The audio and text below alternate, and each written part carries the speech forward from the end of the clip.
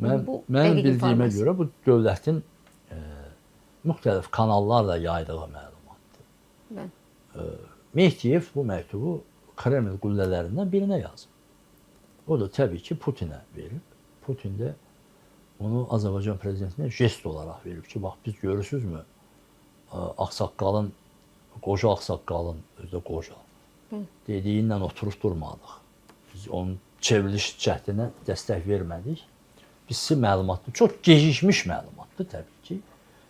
Bəlkə də Azərbaycan dövləti bilirdi, əlində fakt lazım idi. Amma məlumatdır, Rusiyanın susqunluğunun səbəbi budur ki, gedin içəridə özünüz həll edin. Amma məktub kimə yazılıbsa, kim bu trayektoriya ilə Putinə sonra veribsə məktubu və başqalarına, onlar da təbii ki, istintaqın hədəf simalarıdır. Onlar da danışdırılmalıdır. Rusiyada kim olmağından asılı olmayaraq, dövlətlər arasında razılıq olsa, əlbəttə ki, bu ifadə alınacaqdır ki, bu niyə sağ yazır məsələn? Niyə məsələn, tutaq ki, Trumpa yox, Macrona yox? Demək, kommunikasiya var da aranızda. Bu köhnə kommunikasiyanın başa düşdüyü, bu dövlətin deməli, əhəmiyyətinə görə üçüncü, dördüncü adam idi da. Niyə sənə yazır bunu? Və niyə bu qədər müddətdə, məsələn, biz bunu bilməmişik dövlət olaraq? Məsələn, üstündən 7 ay, 8 ay, ya 4 ay, 5 ayını mən bilmirəm. Bəlkə də bir neçə il keçəndən sonra bilir. Bu məntiqli suallar. O baxımdan da o adamlar da bu və başqa şəkildə istintaqla əməkdaşlıq etməyə məcburdular.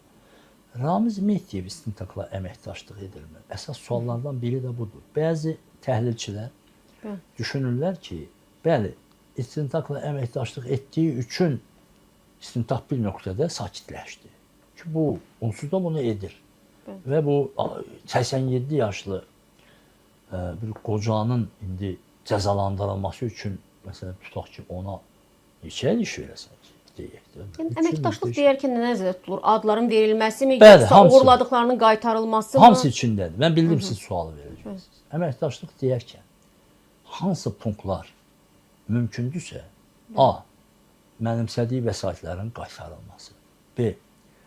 Cinayət hərəkətinə aid vəziyyətin və şəxslərin, iştirakçıların müəyyənləşdirilməsi. C. Konkret olaraq hansı nöqtəyə qədər kiminlə xarici əlaqələr vasitəsilə gəlinir və G, D, Y hamısı içindədir.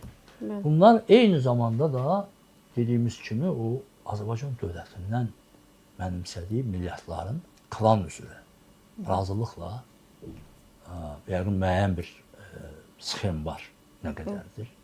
Onun geri qaytarılması, bankların, nəşriyyatların, binaların, evlərin, çoxlu saylı torpaqların və s.